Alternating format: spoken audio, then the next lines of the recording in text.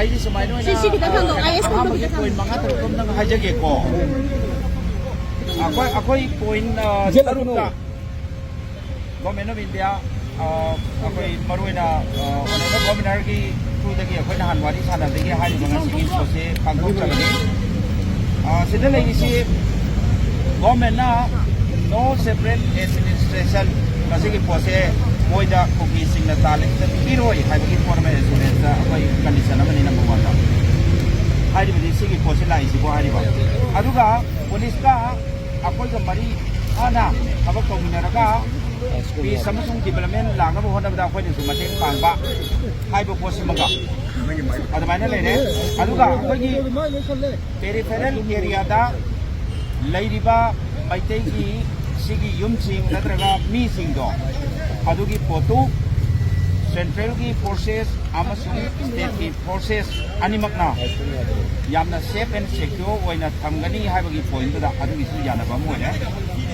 adigi samana magalai masi poisi yamna kanu oina dum logi be yai kari umak kokina hari banga sige khoi chigi posi pangthok koraba matung sida kari umak kokina maitai ki area da natraga maitai da yamna akan momongda khut tharakna so pan ke do tawraba adoi daragadi Arambai Tengol da amona madugi retaliate tawnam do hanamda angam ba khona tawni ba tawba apana tarokdo photo madu government so accept tawni ba tai ha da adugi photo da yes right adu lona village volunteer force aduga including Arambai Tengol yauna general amnesty Lairiba ngasigi tawnibo post deya asigi matung tarakda piba moidu akoi honorable governor na abada so haigre na takpi ngasigi lairibo post na manam oraga maduda maya dum samjarabani na madugi bodo akoi wet and wash ni adu oidibro to koi Arambai Tengol go makata na yengu laigini adu lonena ataru sobo poinda akoi gi lairiba Arambai gi Tengol gi hanagi movement se masida kari gumamta problem na henda ba akoi dum chachaba adugi pot maga ya balai aduga loinena sigi matakta lai si NRC uniform selaga ka doroga khoi Arambai gi chachaba adu kain pom lai te abagi forum da adu tawiu haidana aduna maram oraga sigi point taruk site da aham boina akoi 1 2 3 4 5 6 ni adigi 7 subadana lairiba NRC gi pot tudai da akoi da athubuda update ama tawbiraga madugi posi NRC chana do gi process khore habagi ponama khangan ba FMR gi ponama free movement regime ki pot today da makata na sangalan ba adagi border fencing ki atubada loisana bagi moi ge bo hona gani hai ado koi monitor tawjari adum ba tawri bre yemba loina na 1960 ki MLR Act ki posima akoi semto kandu da madu ki makata rakpada maitai singda hena sapu piba hena kana bagi ba da idu da yengchen bina bagi wari ma yana ba adu loina na akoi ki poppy cultivation ki pose yamna tuna full swing da moyo ba muthana bagi pambai horokani aduna drug ka gai da ngapsna riba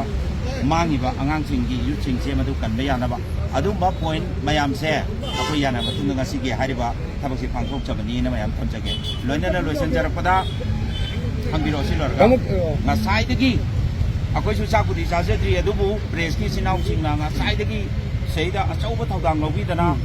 khangpiraga sigi level bo ngai bidna leiriba isinau press ki mayam panamak se forum jaraga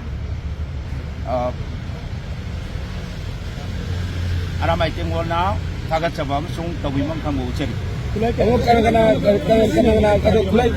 kanu tawila mo kulai akoi se 241 ni masi akoi sida samitaw Roi tawgram on the record kana da tawlo tamo akoi gamnada gomna yawda ba gamnada akoi sigi pose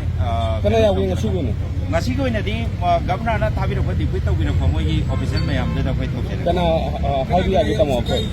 saka gi tar tagi di akoi gi lairiba Imphal West ki SP adagi Pasimar gi commandant adagi